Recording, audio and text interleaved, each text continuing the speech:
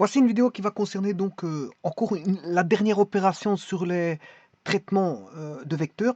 Vous connaissez la somme vectorielle. Donc on puise d'un ensemble, ou un espace vectoriel, des vecteurs. On a un espace vectoriel de vecteurs.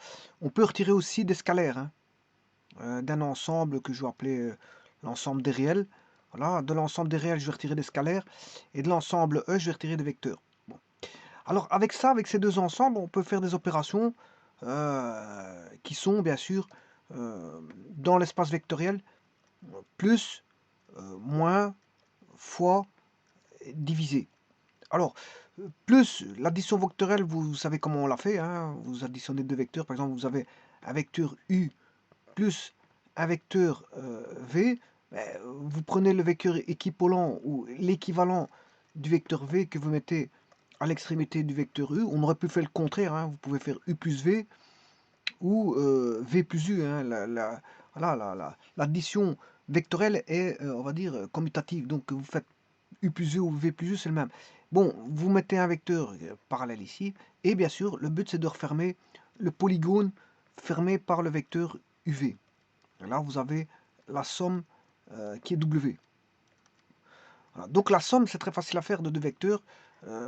Bon, il suffit, pour les additionner, il suffit de créer un espèce voilà, de polygone et de fermer le polygone allant de l'origine premier vecteur à l'extrémité du dernier vecteur, bien sûr tous les vecteurs étant reliés bout à bout, bout à bout. C'est-à-dire d'origine à extrémité, c'est-à-dire qu'il faut créer des vecteurs équivalents s'ils sont des vecteurs éloignés, des vecteurs équivalents qui vont se relier aux vecteurs, voilà, en créant une chaîne, on crée une chaîne de vecteurs, hein, si on a plusieurs vecteurs, on crée une chaîne de vecteurs, tous liés les uns aux autres, qui sont des vecteurs équivalents à des vecteurs qui ne seraient pas liés, on les lie, et on les met bout à bout, pour finir par fermer le polygone avec l'origine du premier vecteur et l'extrémité du dernier vecteur. Hein, par exemple, vous avez ici, par exemple, je crée un exemple, U, V, W, voilà, plus X, plus Y, plus Z, ben, que vous la somme là, ben, vous prenez l'origine du premier vecteur et l'extrémité du dernier, vous refermez le polygone, et ceci constitue la résultante de toutes les forces, enfin de tous les vecteurs V. Ouais, ici, j'aurais dû pas appeler ça comme ça. Je vais l'appeler U1, vecteur U1 plus le vecteur U2 plus le vecteur U3 plus le vecteur U4 plus le vecteur U5 plus le vecteur U6 me donne le vecteur résultant, qui est la somme de tous les vecteurs de U1 jusqu'à U6. Donc, il suffit de les ramener bout à bout sur une chaîne, et bien sûr, la résultante sera l'origine du premier vecteur de la chaîne et l'extrémité fera l'extrémité de la chaîne fera l'extrémité du vecteur résultant. Donc on peut trouver l'origine du vecteur résultant et l'extrémité du vecteur résultant, et donc déterminer le vecteur résultant qui est la somme de tous les vecteurs UI. Alors donc ça c'est pour la somme. On peut faire une somme vectorielle. On peut faire une soustraction, hein. Vous pouvez faire une soustraction d'un vecteur. Donc soustraire, ça revient à additionner, à prendre l'opposé. En addition, on reprend l'opposé. Alors la multiplication peut être une multiplication scalaire, U fois V. Alors la multiplication scalaire va donner un réel. Hein. Ça donne un nombre alpha, alpha appartenant à R. C'est un scalaire. Je vous ai dit qu'on pouvait prendre soit d'un ensemble de vecteurs E ou d'un nombre appartenant à R. Et ici, il s'avère que si vous faites le produit de deux vecteurs, le produit scalaire, donne un nombre qui est alpha appartenant à R. Alors si U est différent de 0, V est différent de 0, s'ils sont tous les deux nuls, c'est normal que alpha vaut 0. Maintenant, si U est différent de 0, V est différent de 0, la condition pour que on ait l'annulation du produit scalaire, c'est que les deux vecteurs soient perpendiculaires l'un par rapport à l'autre. Bon, ça c'est le produit vectoriel. Vous connaissez ensuite le second produit, qui est le produit vectoriel, qui lui va donner un vecteur W qui est perpendiculaire au plan formé par les vecteurs UV. Donc les produits, on en connaît deux. Il y a le produit scalaire qui va donner un scalaire et le produit vectoriel qui va donner un vecteur. Et ça, c'est pour ce qui concerne les produits. Maintenant, ce qu'on peut faire, c'est aussi des doubles produits vectoriels, pourquoi pas. On a U fois V fois W. Attention que vous êtes obligé de mettre une parenthèse parce que il n'est pas associatif, le double produit vectoriel. Voilà. Donc écrire ceci, ce qui va donner un vecteur X, n'est pas le vecteur Y qui, pris, si en prenant les mêmes vecteurs, mais on prend, si on fait d'abord U fois V, ben, c'est pas le même résultat que le précédent. Ça, c'est le double produit vectoriel. Maintenant, on peut avoir le produit mixte qui mélange bon, un produit scalaire, U fois V, produit. Voilà, il mélange un produit mixte, il mélange le produit scalaire avec un produit vectoriel.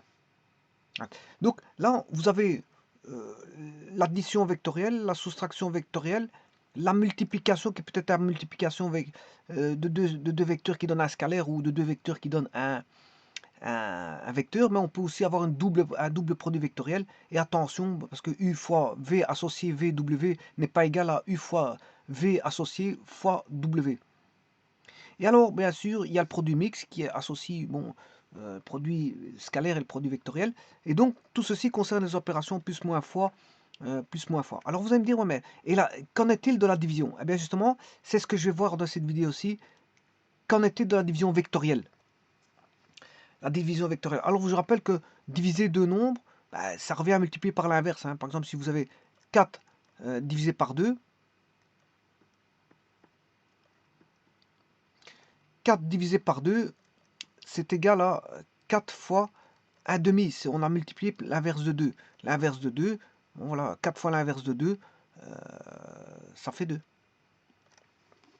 Alors diviser, ça revient à multiplier.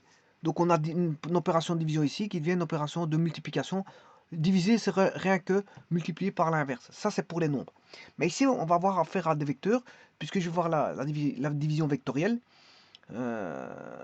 Et la division vectorielle provient d'un produit vectoriel. Attention, parce qu'il existe le produit scalaire et le produit vectoriel ici, pour la multiplication. Donc ici, dire que A fois un vecteur X est égal à B, mais ici, c'est un produit vectoriel qu'on va prendre. Donc, diviser, c'est comme si on avait ceci. Moi, je ne peux pas écrire ce que je vais écrire maintenant, je ne peux pas le faire. Hein. Ben, voilà, c'est comme si on avait ceci, mais on ne peut pas écrire ça. On peut pas. Bon, au niveau vectoriel, on ne peut pas écrire ça.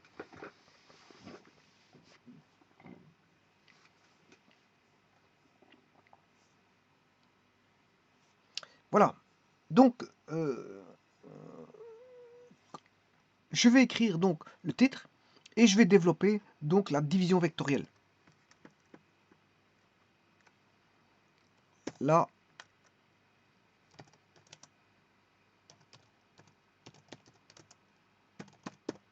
et c'est la dernière opération qui reste à voir.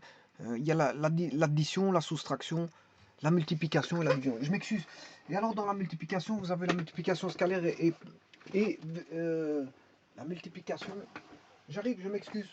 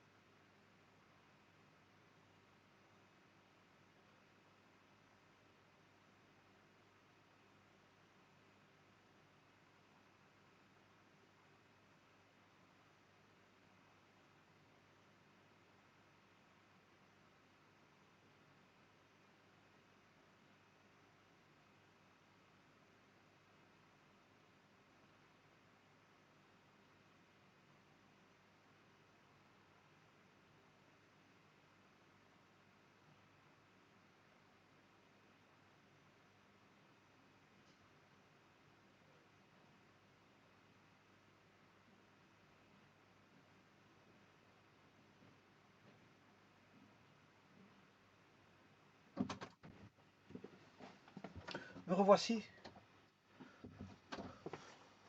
Désolé pour l'absence momentanée. Je m'excuse pour cette absence momentanée parce que bon voilà. Donc ici vous avez donc la division vectorielle qui va être vue après avoir vu donc l'addition vectorielle, la soustraction vectorielle et la multiplication qui est de deux allures, de deux sortes, qui est la multiplication scalaire et la multiplication vectorielle, enfin la multiplication produit scalaire, oui, et le produit vectoriel qui donne un vecteur. Ici donc la division vectorielle consiste à rechercher, si vous voulez, un vecteur que je vais appeler x, puisque c'est celui qu'on recherche. On recherche x de telle manière que, connaissant un vecteur a différent de 0, parce que si vous prenez égal à 0, si vous mettez le produit vectoriel a fois un vecteur x, quel qu'il soit, bon, je connais pas x, on s'en fout, ij, k, si a est nul, vous avez 0, 0, 0, et là, peu importe ce que vous avez pour x, y, z, mais c'est normal que on a un déterminant composé de 0, donc le déterminant il est d'office nul. Donc ça veut dire que a fois x vaudra 0 si a vaut 0, c'est tout à fait normal. Donc là, ça ne vaut même pas la peine de traiter ce cas-là, parce que si vous avez ce cas-là, si on vous dit que a vaut 0, ben, a fois x, ça fait 0. Voilà. Donc b. Voilà. Mais attention que ça voudrait dire que là, le x vaudrait une infinité de solutions. Hein. Voilà. Parce qu'on aurait a fois x vaut 0, donc le b serait le vecteur nul. Voilà. Le vecteur nul. Et ça veut dire qu'x, y, z, ça peut être tout vecteur. Hein.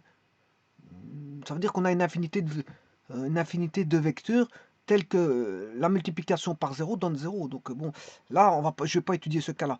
Alors, ce que je vais dire, je vais juste dire que, bon, je vais retirer le cas particulier où a égale 0.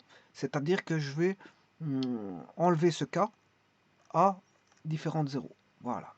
Bien sûr, a différent du vecteur nul. Hein, puisqu'il s'agit d'un vecteur nul. Bon, ben, on va traiter ce cas de figure-là. C'est ça la division vectorielle, c'est de traiter ceci. Alors, la question se pose dans ces termes. La division vectorielle consiste à rechercher donc un vecteur, le vecteur x, parce qu'il est déterminé, ce vecteur-là, on sait c'est quoi, c'est le vecteur x. On recherche le vecteur x tel qu'on est, bien sûr, ceci, a fois x égale b, mais en produit vectoriel. Bon, où A et B sont donnés, et A différent de... Bien sûr, B est donné, hein, A et B sont donnés, et bien sûr, A différent de 0. Je l'ai écrit sur le côté. Donc, on a A et B qui sont donnés, et on recherche, bien sûr, A différent de 0, et on recherche X.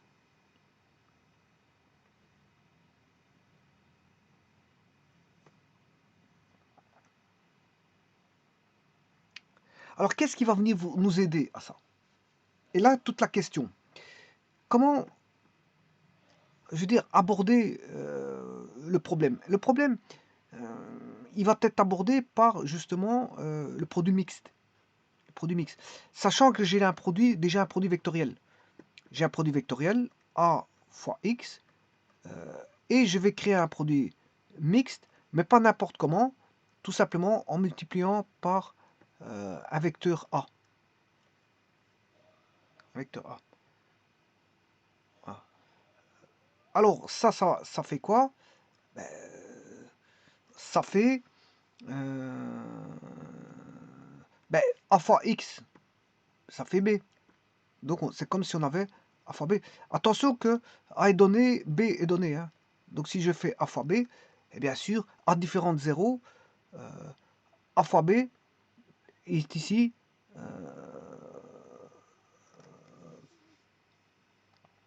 différent de 0. Non, égal à 0, je m'excuse. Parce que justement, si A fois B, si A fois B est différent de 0, c'est un produit scalaire, je m'excuse. Si A fois B est différent de 0, l'équation n'a pas, on va dire, n'a pas de solution. Alors, donc, si A fois B est différent de 0, la division vectorielle, si vous voulez, n'admet pas de solution si on a cette condition-là. Le produit scalaire des deux vecteurs AB est différent de 0. Donc, il faut nécessairement que A fois B égale 0. Alors pourquoi? Parce que ben, c'est une raison évidente. Hein. Vous prenez un vecteur x, vous multipliez par A, ben, comment sera le A? Comment sera le A? Ouais, vous avez le vecteur A. Je vais mettre le x ici. On va faire x fois A. X fois A va donner un vecteur B.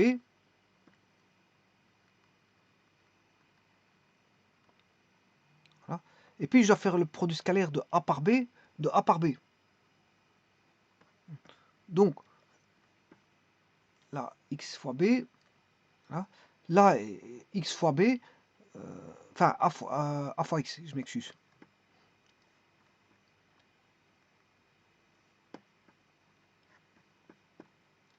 A fois x, ben, c'est le vecteur qui est perpendiculaire au plan formé par comment on appelle ça, les vecteurs A et x.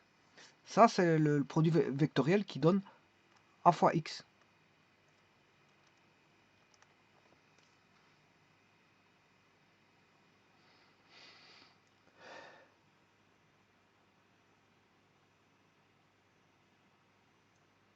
Alors, A fois x, je vous rappelle que c'est B. A fois x, c'est B. Le vecteur là, c'est A fois B. Alors, comment est A et B? Ben, A et B, ils sont perpendiculaires, puisque B, c'est A fois x. Et A fois x, c'est un plan, il est perpendiculaire au plan formé par les vecteurs A et x. Donc B et A sont perpendiculaires. Donc le produit scalaire A fois B est nul. Donc voilà. En dehors de ça, vous ne saurez pas trouver de solution. Donc il faut absolument que A fois B soit nul. Parce que sinon, il n'y a pas de solution.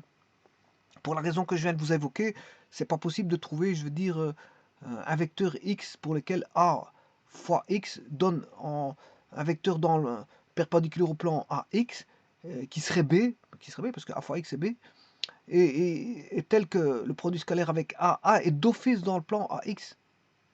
Il est d'office dans le plan pi ici, qui est le plan formé par le couple de vecteurs AX. Donc c'est impossible qu'on retrouve A fois B différent de 0, c'est pas possible, il sera toujours nul parce qu'il y a une perpendicularité entre B et A. Donc le vecteur X appartient à une direction du plan perpendiculaire à B, et voilà, donc il sera perpendiculaire à A, d'office. Par contre, ce qu'on s'est retrouvé,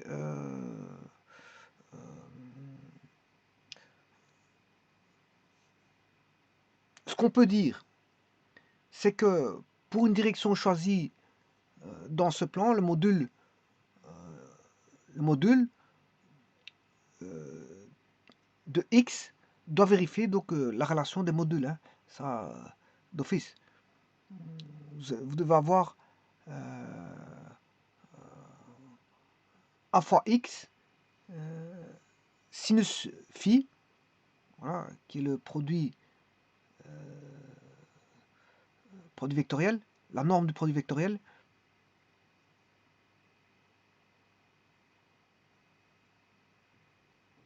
doit valoir a fois x fois sinus phi.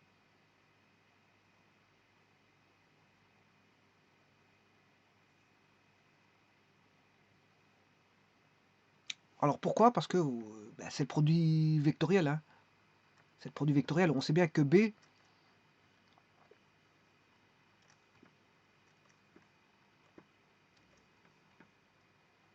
le vecteur B, il vaut A fois X, donc en termes de module, le module de B, mais c'est le module de A fois X.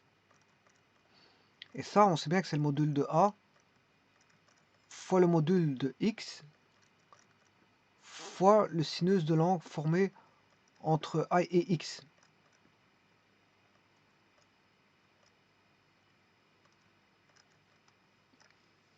que j'appelle sinus phi.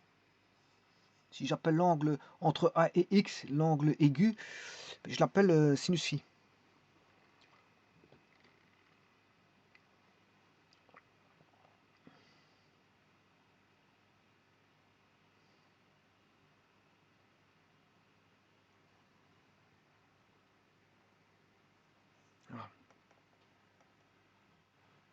Donc, le phi, c'est l'angle défini par la direction du vecteur A, et celle choisie, bien sûr, pour le vecteur X. Et l'équation proposée, qui est A fois A produit scalaire X, produit vectoriel, je m'excuse, eh bien, il admet une infinité simple de solutions. Une infinité simple de solutions. Vous allez le voir, hein, ça va être parlant par après, surtout. Mais ici, en tout cas, on aurait une infinité simple de solutions.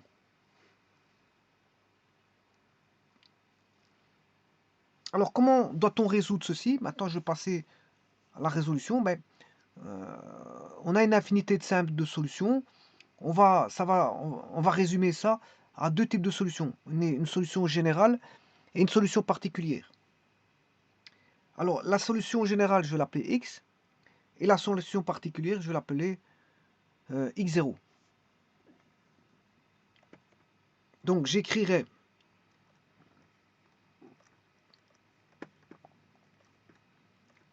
maintenant, je vais le résoudre. Hein. Donc, on sait bien qu'on a une infinité de solutions, une infinité simple. Donc, j'écrirai, je reviendrai sur ça par après, sur l'infinité simple de solutions. On a A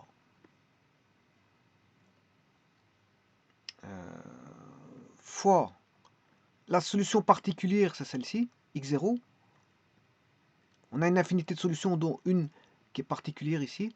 Et la solution générale, qui est A fois x égale toujours b. Je vous ai dit, il y a une infinité simple de solutions. J'en prends une générale, voilà, et une solution particulière qui est x0. Bien précise. Alors maintenant, si je fais la différence entre les deux, je fais x moins x0, on n'a plus de b. Hein. Donc, quelque part, on a une... voilà, on a un produit vectoriel qui se résume à une annulation du produit vectoriel. On a un cas d'annulation du produit vectoriel où on n'a plus de B, si vous voulez. On n'a plus de B. Le B n'intervient plus dans voilà, l'écriture du système d'équation, enfin dans l'écriture de l'équation. Alors, rappelez-vous que je suis en train juste de faire la division vectorielle. Hein. Bon, ça demande tout un schmilblick pour faire la division vectorielle. Alors maintenant, si je pose grand X, le vecteur grand X est égal à x moins x0 pour plus de, on va dire de vue, de facilité, on aurait a fois grand X égale 0. Et on a le cas d'annulation d'un produit vectoriel. Alors par hypothèse, je vous ai dit que j'omettais le A était différent de 0, hein, je vous l'avais dit. Ouais, il est là.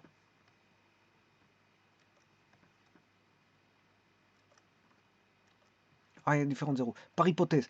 Donc ici, moi, un produit vectoriel est nul si un des vecteurs est nul. Mais en tout cas, ici, je sais bien qu'A est différent de 0. Donc, je ne peux pas dire qu'il va s'annuler parce que A est nul. Hein, parce que justement, A, par hypothèse, il est différent de 0. Alors, vous allez me dire, ouais, mais est-ce que X peut être nul? Est-ce que X peut être nul? C'est la question à 5 francs. Voilà, la question à 5 francs ici. Ben, X, il est toujours différent de 0. Pourquoi? Vous prenez une solution générale moins une solution particulière. Ces deux solutions, voilà. Et ça sera toujours différent de 0. Bon, ça sera toujours... Puisque c'est deux solutions, une générale et une particulière. Donc, si vous faites l'extraction, enfin la soustraction, je m'excuse. Si vous faites la soustraction, vous allez toujours trouver que x est différent de 0. Donc, à quoi va rimer l'annulation du produit vectoriel? Non pas à ce que a vale 0 ou grand X vale 0, mais tout simplement euh, que,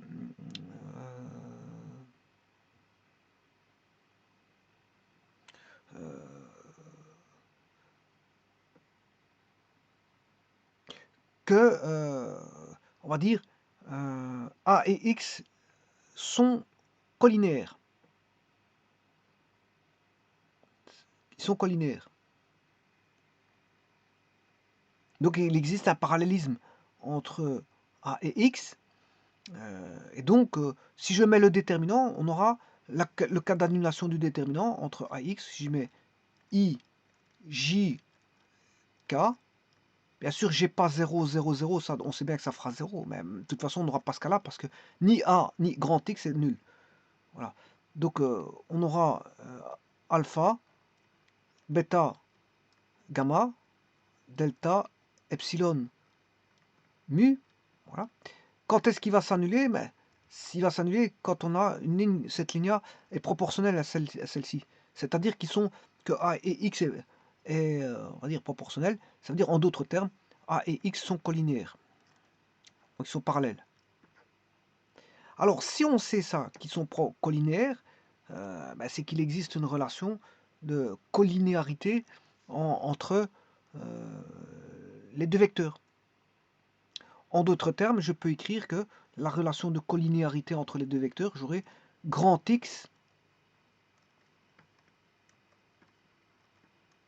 est proportionnel à A, avec bien sûr K appartenant au nombre réel, hein. K appartenant à R.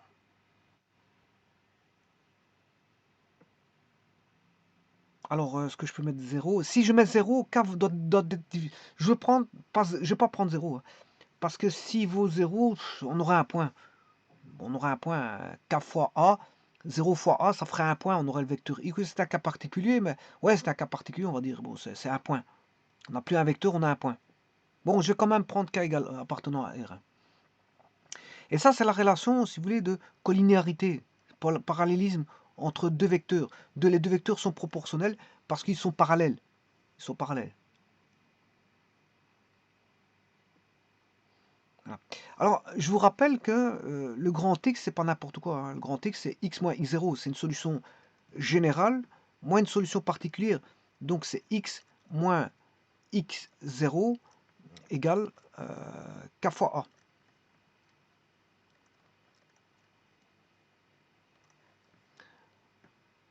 Ce qui veut dire que vaudra X?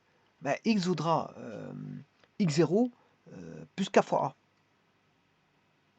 Donc je peux écrire que vaudra la solution générale.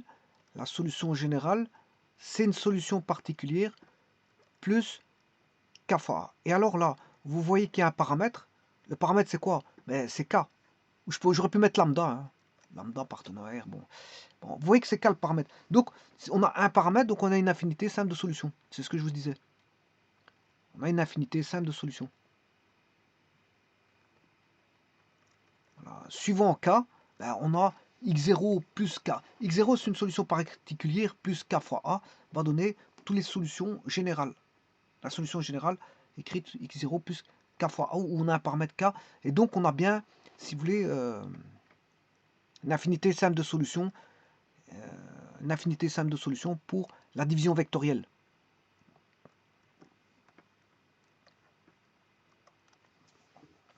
Donc, en d'autres termes, je vais déjà faciliter les écritures. Qu'est-ce qu'on recherche? On a, n'oubliez pas, il ne faut pas perdre de vue. Je n'ai pas encore fait intervenir le B, hein. Il va arriver, voilà, il va arriver dans un instant. Pour l'instant, je suis voilà, en train de formaliser des écritures à x égale b, oui. Sachant qu'on a x égale x0 plus lambda fois a. Bon, ici j'ai changé, j'ai mis lambda à la place de k. Voilà, lambda appartenant à r, lambda appartient à R. Voilà. Mais j'ai pas encore mis le B. Alors comment faire pour faire apparaître de nouveau ce b? Donc ça veut dire que si on connaît une solution particulière de l'équation de départ, eh bien on peut trouver une solution générale. Donc si on connaît, si vous voulez, ici un x0, si je sais déterminer un x0, ben, ayant un x0, je peux trouver la solution générale. Donc le tout, c'est de trouver un x0. C'est de trouver un x0. Alors comment? Si je prends l'équation A, je vais le faire dans une autre page. Hein. Je vais considérer que je connais un x0. Alors on va discuter sur... C'est de la discussion, hein, c'est juste de la discussion. A fois x égale b. Bon, on est d'accord. A, je connais une solution particulière. Une fois que j'ai la solution particulière, je peux formaliser l'équation générale. Donc, je vais chercher une équation particulière. A fois x0. Alors, je vais multiplier par A de part et d'autre des deux membres.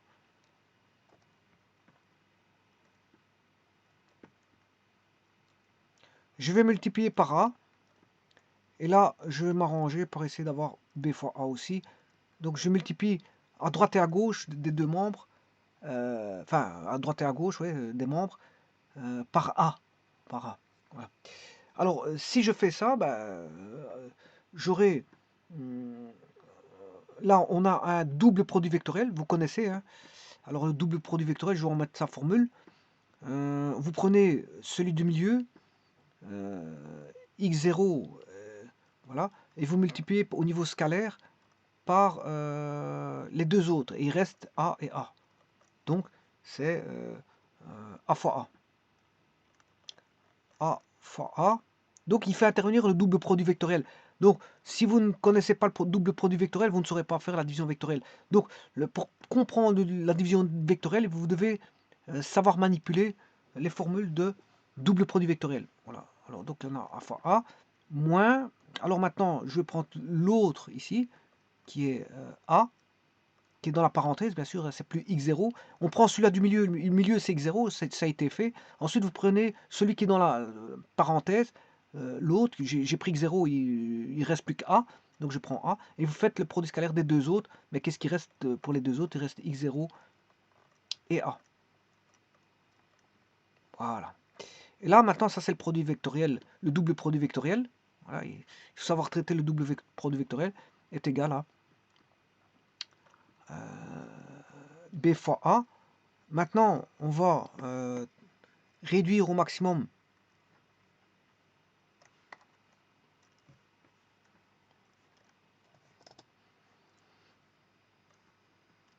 les écritures. Alors si A fois A produit scalaire A, vous devez savoir que A produit scalaire A, c'est la norme de A.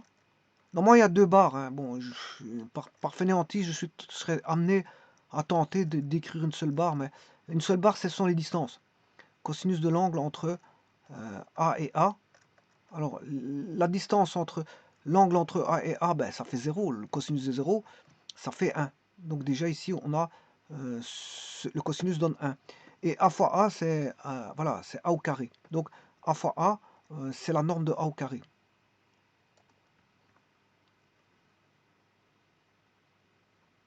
Que j'écrirai norme de A au carré fois x0 et le suivant A fois x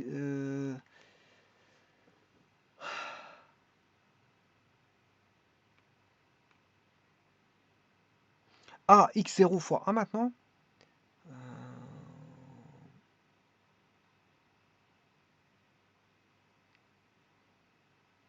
Alors comment est x0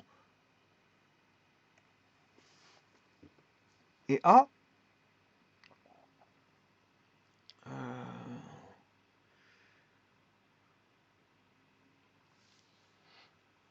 produit scalaire de A fois x0.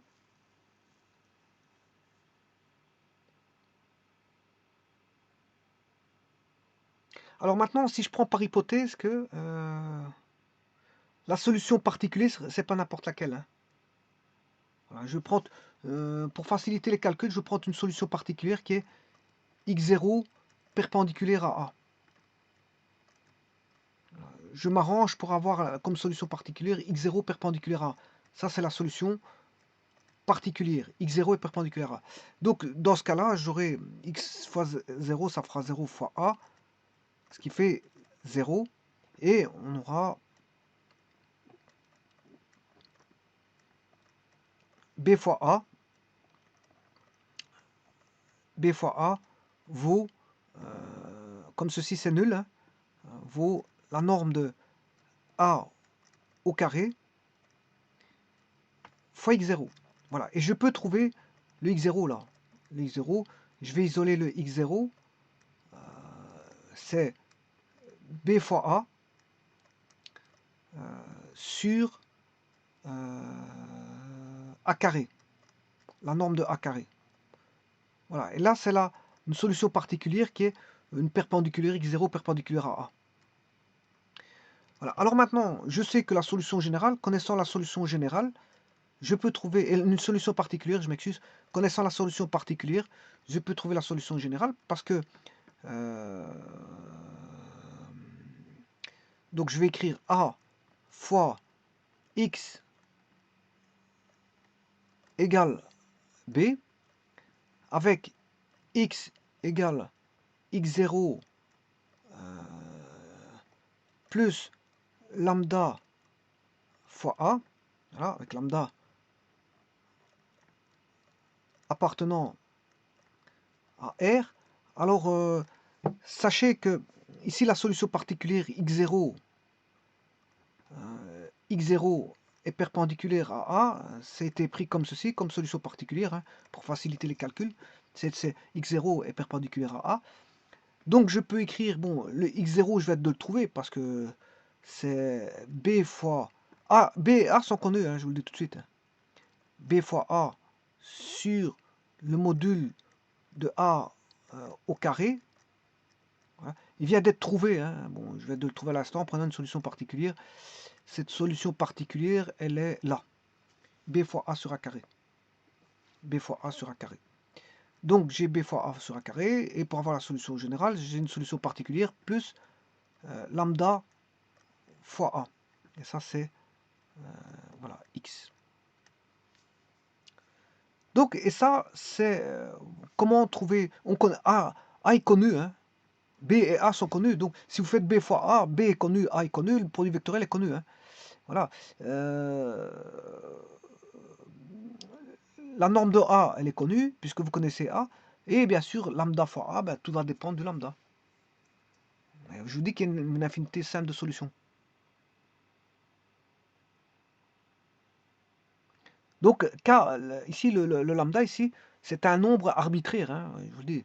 Voilà. Donc la solution de ça, l'infinité simple de solutions en produit, en division vectorielle, c'est ceci, hein.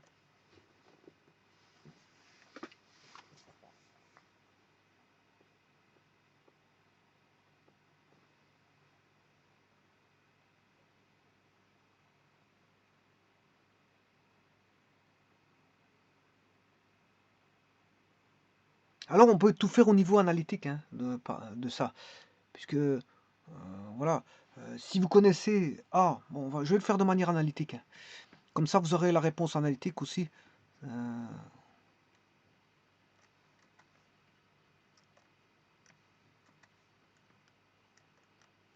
Alors on est dans l'espace, je vous rappelle qu'on est dans l'espace. Je vais poser, ça je vais le réduire.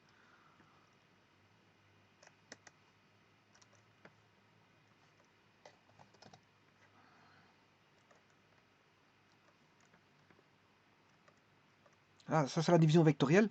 Maintenant, si j'ai un vecteur qui est, bah, on connaît A c'est, je peux l'appeler x1, y1, z1 dans l'espace. x1, y1, z1. Tout ça, c'est des problèmes dans l'espace, hein, parce que B vers A, B produit vectoriel A, ça va donner un vecteur dans l'espace, hein. Voilà, qui est un vecteur perpendiculaire au plan formé par les vecteurs A et B. Voilà. Alors, on a le vecteur B, il vaut, je peux l'appeler x2, y2, z2. Qu'est-ce qu'on recherche? On recherche le vecteur x de composantes xi plus yj plus zk. Voilà, bon, on ne connaît pas le... Voilà. Donc, n'oubliez pas que a fois b doit être nul, hein. Par hypothèse, a fois b égale 0. Sinon, le problème n'est pas possible, hein. C'est-à-dire que pour que le problème soit possible, condition d'existence, la condition d'existence, il faut que x1 fois x2 plus y1 fois y2 plus z1 fois z2 égale 0. Si vous n'avez pas ça, ben, vous arrêtez le problème, puisqu'il n'y a pas de solution. On aura une solution uniquement, une infinité de simple de solutions, uniquement si on a ça. Là, on peut présenter une infinité simple de solutions. En dehors de ça, si vous n'avez pas cette condition d'existence, à ce moment-là, on a l'ensemble des solutions, c'est l'ensemble vide. Donc il faut absolument passer par là. C'est la première des choses à faire.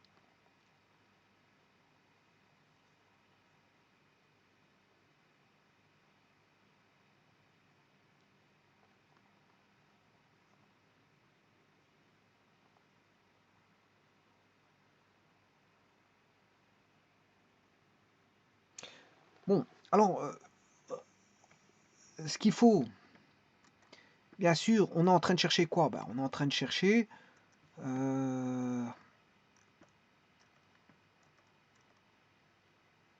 a fois x égale b. On est en train de chercher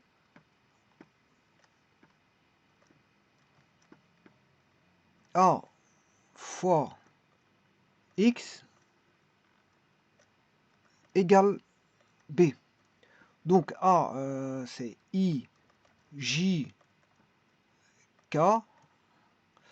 A, c'est X1, Y1, Z1. X, Y, Z pour X est égal à X2I plus Y2J plus Z2K. Voilà. Alors je calcule par la technique des mineurs, ben là ça va donner une 2 fois 2. On aura Y1, Y1Z en I, hein. Y1Z en I moins YZ1. YZ1. Bon, je vais retirer les deux barres que j'ai faites. Parce que je fais par la technique des mineurs. Donc je vais barrer celui-ci et faire le produit de ces deux-là. Ensuite, je vais barrer celui-ci pour trouver la composante en J et multiplier ces deux-ci. Voilà. Ensuite, le troisième, bien sûr, attention que là, pour ça, celui-là, je dois faire moins 1 exposant. Il va donner un négatif, hein, parce que c'est moins 1 exposant la première ligne, et je barre la première ligne et la deuxième colonne. Moins 1 plus 2, ça fait 3. Donc, moins 1 exposant 3, c'est négatif, donc il faut tenir compte d'un nombre négatif ici, je le ferai après. Et puis le dernier, je barre celui-ci et celui-là, et je vais multiplier ces deux-ci. Voilà. Et bien sûr, ça c'est la composante en I, J et K. Bon, il y a 3 choses à faire, donc on aura 3 équations.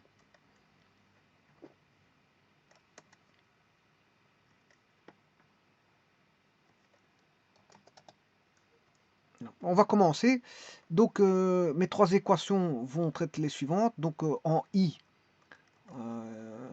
si je développe en I, on aura Y1 Z moins YZ1 égale X2. Ça c'est en I.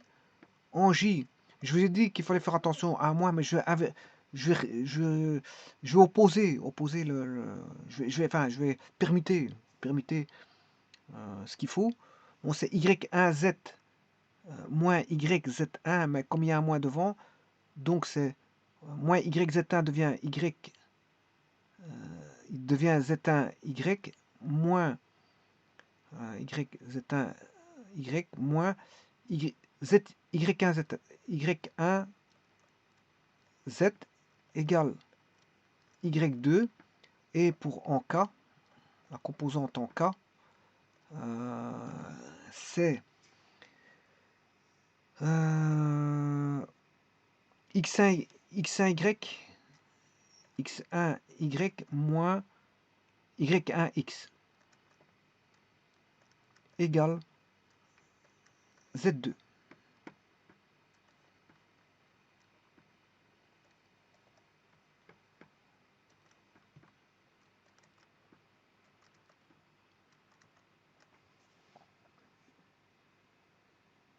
Alors si je vais écrire les variables Y1Z, Y1Z,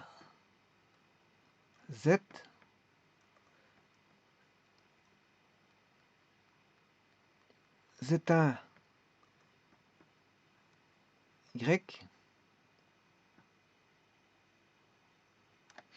c'est bizarre que j'ai deux Y là. Je me suis trompé quelque part.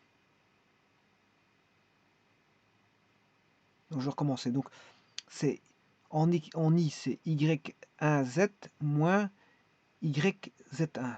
Bon. Je vais recommencer parce que j'ai fait une petite erreur. Hein. Bon, je vois qu'il y a deux Y sur le J et le K, donc ça c'est pas normal. C'est pas normal. C'est que je me suis trompé quelque part. Bon, je vais le refaire de toute façon voilà, en mettant les variables du vecteur X en rouge. Donc là c'est Y. Voilà. Alors maintenant pour J. Le J c'est X1Z. Déjà ouais, c'est X. Je me suis complètement trompé pour celui-là. Je me suis complètement trompé. Bon. Ouais, parce que je devais barrer la première ligne et la deuxième colonne, hein, aller rechercher les autres. Et c'est pas ça que j'ai fait. Je sais pas ce que j'ai fait, mais en tout cas, je me suis complètement trompé. Alors, donc, alors, je vous ai dit que c'est X1Z, mais ça va donner moins X1Z. Moins X1Z. Alors, pour l'autre, c'est XZ1, Z1X.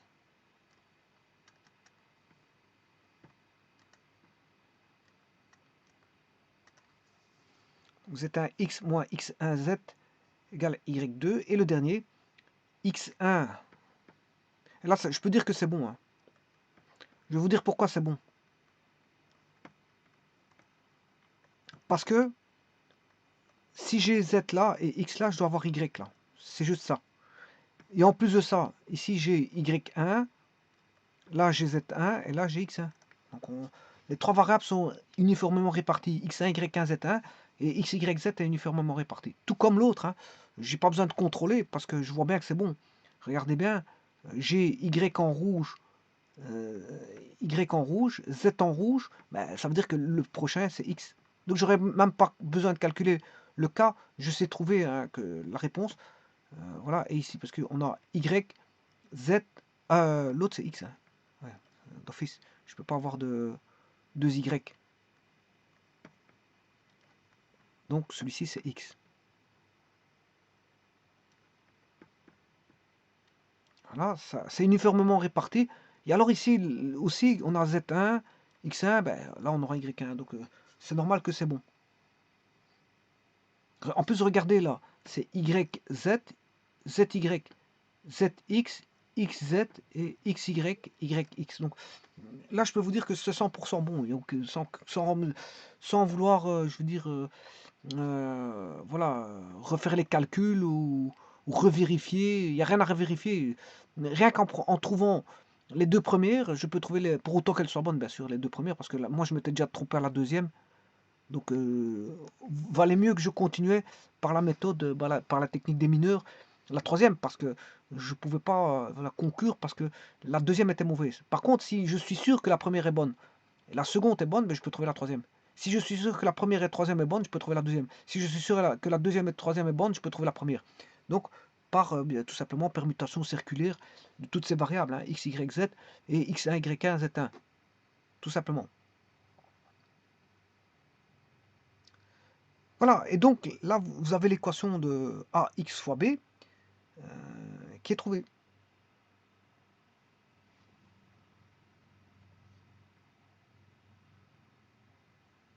Bon, maintenant, ça c'est, bien sûr, c'est ax fois b. Donc,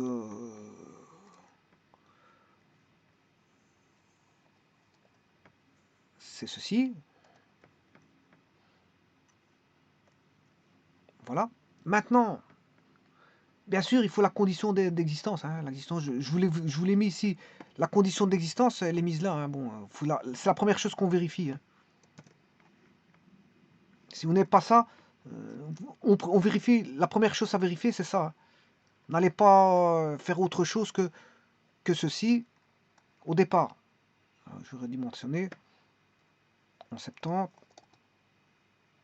Je vais mettre là. Bon, c'est la première chose qu'on vérifie. Condition d'existence. Bon, si elle est vérifiée, vous pouvez continuer. Si elle n'est pas vérifiée, vous arrêtez. Puisqu'il n'y a pas de solution. Alors maintenant, ça c'est a fois x égale b. Et le tout c'est de trouver donc c'est de trouver x, y, z. C'est de trouver x, y, z. Alors on va le faire tout de suite. Pour ça, je vais chercher cette équation là.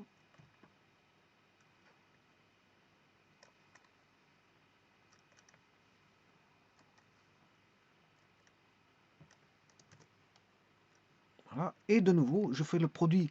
Si je fais le produit vectoriel de b fois a, bon, si je peux tirer à partir d'ici. Voilà. Si je fais b fois a, je vais le faire. Hein. I, J, K. Alors le B, c'est x2, y2, z2. Le A, c'est x1, y1, z1. Voilà. Donc, vous aurez compris qu'on va trouver, encore une fois, les solutions qui voudront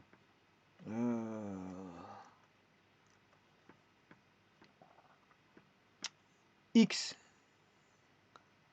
y, z égale... alors, le module de A, c'est A, c'est x1 au carré, plus y1 carré, plus z1 carré. Il n'y a pas de racine carrée parce que la racine carrée, vu qu'il y a un carré, ça va tomber.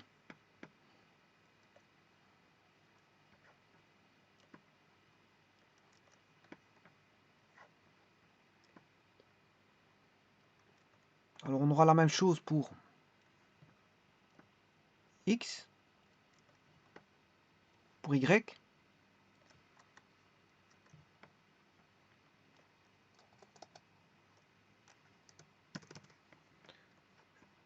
et pour z.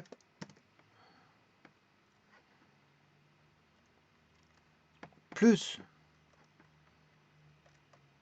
lambda, plus lambda, plus lambda. Alors la composante de A, c'est x1, y1, z1. Donc on aura x1, y1, z1. Et maintenant, b fois a, en i, c'est y2, z1 moins z2, y1. y2, z1 moins z2, y1. z2, y1. Bon. En Y, je barre celui-ci, celui-là, mais il y a un moins. Attention qu'il y a un moins. C'est X2, Z... C'est Z2, X1, Z2, moins Z1, X2.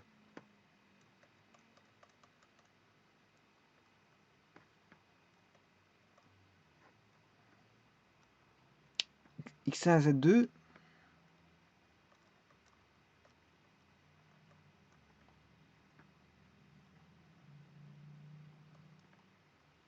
moins X1, Z2, moins Z2, X1.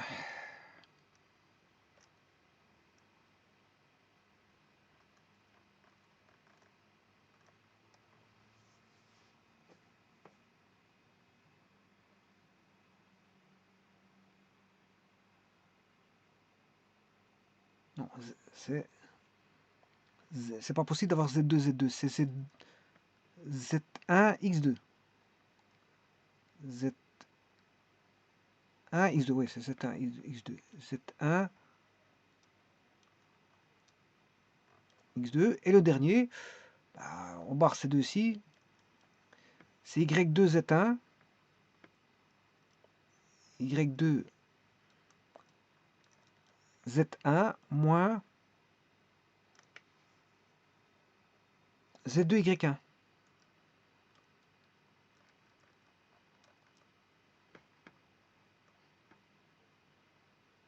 Et voilà. Et donc là, vous avez les solutions.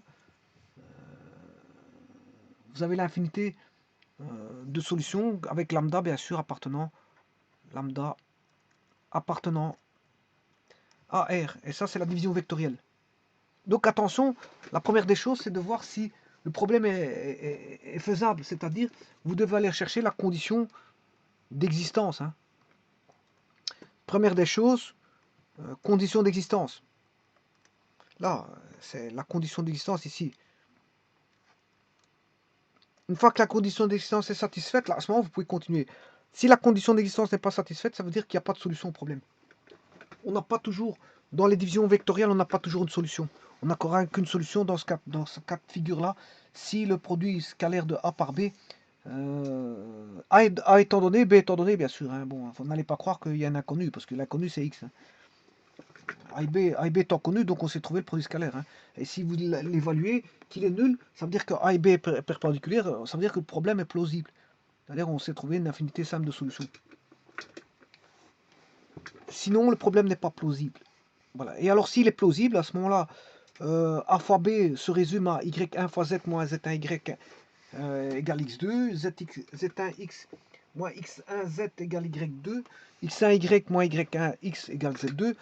On recherche, ben voilà, XY, voilà, on recherche, XYZ.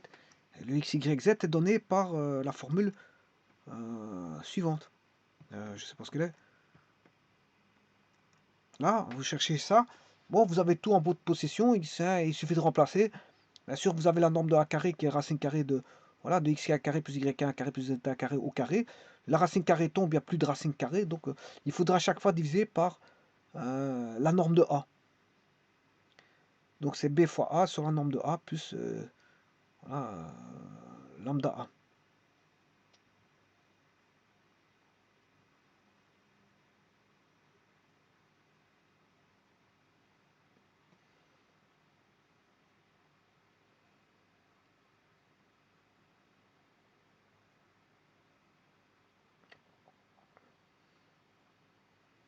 Et donc, ça, c'est la division vectorielle. Donc, vous voyez le traitement qu'il a fallu faire dès le départ. On a émis quand même quelques hypothèses à tout ça. Et là, pour la résolution, ça a été un petit peu, un petit peu spécial parce que on élimine le B par une soustraction en allant chercher une solution particulière pour trouver la solution générale. Enfin, et la solution particulière, ce n'est tout simplement que la perpendiculaire à x0 étant perpendiculaire à A. Voilà, c'est la solution particulière. On prend une solution particulière que voici, et à partir de là, on trouve ce que vaut le x0, et à partir du x0, ben, à ce moment-là, je peux trouver la solution générale parce que je connais une solution particulière, c'est x 0, mais la solution générale, c'est x0 plus lambda a. x0 étant connu parce que j'ai pris une solution particulière avec x0 perpendiculaire à a, où j'ai trouvé b produit vectoriel de a sur la norme de a carré. Donc ceci, c'est la solution particulière x0 plus lambda a, et donc je finis par trouver analytiquement les équations qui permettent de trouver en fonction de x, y, z. Donc voilà, ça c'est a fois x égale b, et la solution là. Bien sûr, avant toute chose, vérifier si le problème est plausible, hein, condition d'existence, comme je vous ai dit, parce que au départ, je vous ai dit que il fallait absolument que a fois b soit nul, parce que sinon le problème c'est pas possible.